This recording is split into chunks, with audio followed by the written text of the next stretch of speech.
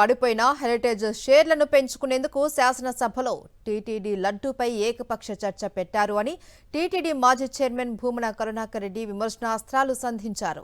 పని కట్టుకొని వైఎస్ జగన్ పైన తనపైన శాసనసభ సాక్షిగా అబద్ధాలు వల్లెవేశారు అని తీవ్ర స్థాయిలో ధ్వసమెత్తారు భూమన.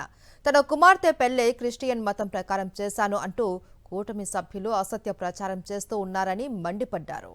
కూటమి నేతలు అసత్యాలు, అవాస్తవాలు మాట్లాడారని టీటీడీ మాజీ చైర్మన్ భూమన కరుణాకర్ రెడ్డి మండిపడ్డారు.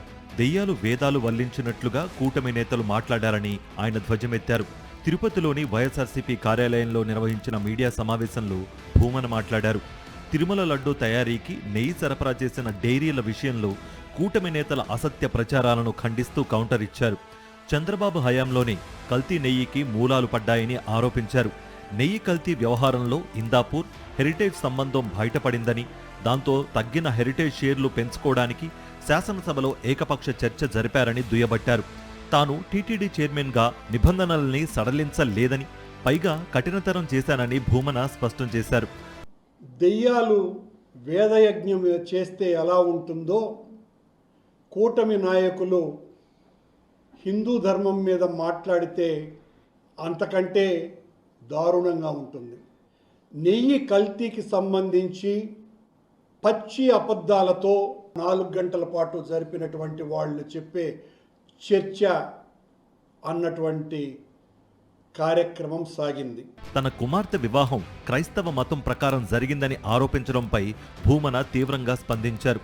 తన కుమార్తె వివాహం తిరుచానూరులో హిందూ సంప్రదాయం ప్రకారమే జరిగిందని ఆయన స్పష్టం చేశారు.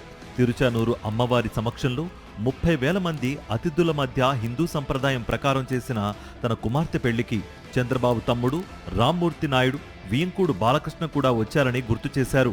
చంద్రబాబు గారు, నా కూతురు పెళ్లిని నేను తిరుపతిలో అమ్మవారి గుడి తిరుచానూరు పరిధిలో 30,000 మంది అతిథులు రాగా మీ వియ్యంకుడైన బాలకృష్ణ గారు, నాకు ఆత్మీయుడిగా ఉన్నటువంటి వ్యక్తి, ఆయన వచ్చి నా కూతురు పెళ్లికి అక్షింతలు వేసినారు.